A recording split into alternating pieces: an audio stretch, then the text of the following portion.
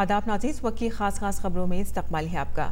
Supreme court की 5 रुकनी bench ने निर्भया इज्तिमाई मद्दरी मामले में सजाए मौत के चारों कसूरवारों की दायर क्यूरेटिव अर्जी को मुस्तरद कर दिया है। 5 जजों की बेंच ने विनय शर्मा और मुकेश की तरफ से दायर अर्जी को मुस्तरद कर दिया। सजाए मौत पाने वाले दीगर 2 कसूरवार अक्षय और पवन ने क्यूरेटिव अर्जी दाखिल नहीं की थी। काबिल जिक्र है कि ज़ेरी अदालत ने चारों मुजरिमों को 22 जनवरी की सुबह 7 बजे फांसी देने के लिए डेथ वारंट जारी किया है। और 2012 के गैंगरेप की शिकार लड़की की वालिदा ने सुप्रीम कोर्ट से अर्जी खारिज होने का खैर मकदम किया। निर्भया की मां ने कहा है कि ये उनके लिए बड़ा दिन है। उन्होंने कहा कि वो अपनी बेटी को इंसाफ दिलाने के लिए 7 साल से जद्दोजहद कर रही हैं और 22 जनवरी उनके लिए बड़ा दिन होगा जब मुजरिमों को फांसी दी जाएगी।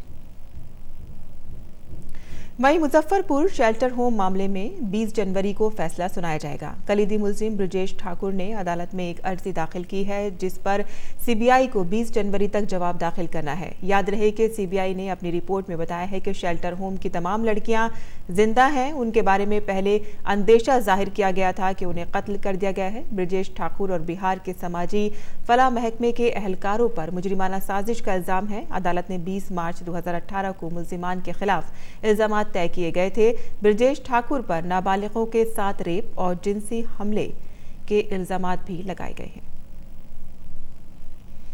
वादी कश्मीर में शदीद बर्फबारी के बाद कई इलाकों में बर्फ के तोदे गिरने के वाकयात पेश आए हैं। बर्फबारी से गांदरबल शदीद तौर पर मुतासिर हुआ है। माछिल में 3 जवान शहीद जबकि 1 जख्मी हो गया है। जख्मी जवान अभी भी लापता है। इत्तला के मुताबिक 5 जवानों पर मुश्तमिल टीम कल बर्फ के तोदे में दब गई थी, जिसके बाद से बचाव मुहिम जारी है। गांदरबल में और उसके आसपास कई शहरियों को बचाया गया है। कौमी इंसानी हुकूक कमीशन की 4 रुकनी टीम ने आज दिल्ली में वाक़े जामिया मिलिया इस्लामिया का दौरा किया। इस दौरान टीम ने यूनिवर्सिटी का दौरा करके सूरत हाल का जायजा लिया। कमीशन की टीम ने जामिया के तलबा से बातचीत की और कैंपस में हुए हंगामे का जायजा लिया। और दिल्ली हाई कोर्ट ने पुलिस को हिदायत दी है कि वो राजधानी के कालंदी कुंज शाहीन बाग इलाके में गाड़ियों की आमदोरफ्त महदूद किए जाने की सूरत हाल का जायजा लें। शहरियत तरमीमी कानून के खिलाफ जारी धरने की वजह से ये सड़क बंद है।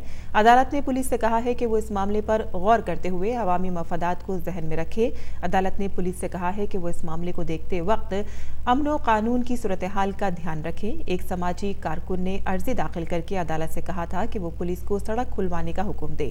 ये सड़क दिल्ली, फरीदाबाद और नोएडा आने जाने वालों के लिए अहम है और उसके बंद होने से शहर के कई हिस्सों में जाम लग रहा है।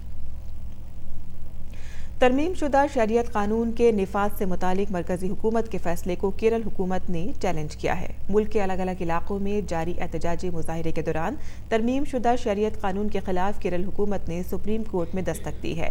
केरल हुकूमत सुप्रीम कोर्ट में दस्तक देने वाली पहली रियासत बन गई है। सुप्रीम कोर्ट पहले से ही इस कानून के खिलाफ मुतअद्दिद अर्जियों की समाअत कर रहा है। वज़ीर दिफा राजनाथ सिंह ने मुसल्लह अफ़वाज के सुबुकदोश फौजियों के दिन पर मुनक़िद प्रोग्राम में कहा कि मौजूदा दौर में न सिर्फ भारत की सरहदें महफूज हैं बल्कि यहाँ इत्तेहाद व सालमियत भी बरकरार है, जिसका क्रेडिट हमारे जवानों को जाता है। और मुसल्लह अफ़वाज के सुबुकदोश फौजियों के दिन के मौके पर फौजी सरबराह MM नरवाणे ने कहा है कि सुबुकदोशी के बाद भी फौज के जवान मुख्तलिफ शोबों में मुल्क की तामीर और तरक्की में मसरूफ़ हैं। उन्होंने कहा कि साबिक फौजियों की फलाह व बहबूद हमारी अव्वलीन तरजीह रही है।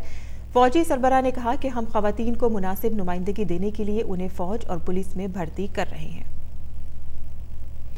इलेक्शन कमीशन के नोटिफिकेशन के बाद दिल्ली विधानसभा चुनाव के लिए नामजदगी का अमल शुरू हो गया है। पर्चा नामजदगी दाखिल करने की आखिरी तारीख 21 जनवरी है, जबकि 22 तारीख को पर्चों की जांच की जाएगी और 24 जनवरी तक पर्चा नामजदगी वापस लिया जा सकता है। काबिल जिक्र है कि 70 रुकनी विधानसभा के लिए 8 फरवरी को एक ही मरहले में पोलिंग होनी है।